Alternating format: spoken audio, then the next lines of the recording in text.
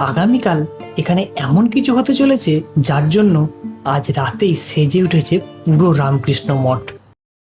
হ্যাঁ, আমি এখন দাঁড়িয়ে আছি কামারপুকুর রামকৃষ্ণ মঠের ভেতরে, যেখানে আগামীকাল পালিত হবে এক বিশেষ দিন। ঠাকুর শ্রী রামকৃষ্ণ পরমহংস দেবের মূর্তি এবং মন্দির প্রতিষ্ঠা দিবস উপলক্ষে চলছে শেষ মুহূর্তের প্রস্তুতি।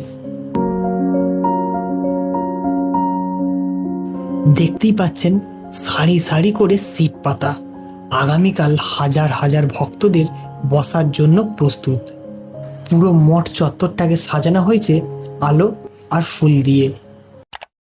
একটা অন্য রকমের পরিবেশ তৈরি করা হয়েছে এখানে।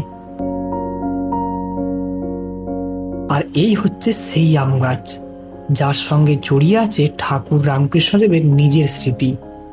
গেস্ট হাউসেও এখন জায়গা প্রায় ভর্তি। দূর দূরান্ত থেকে মানুষ এখানে পৌঁছে গেছেন। আগামীকাল সকাল থেকে শুরু হবে পূজা, ভজন আর প্রসাদ বিতরণ। আর এই শান্ত জায়গাটা ভরে উঠবে ভক্তদের ভিড়ে।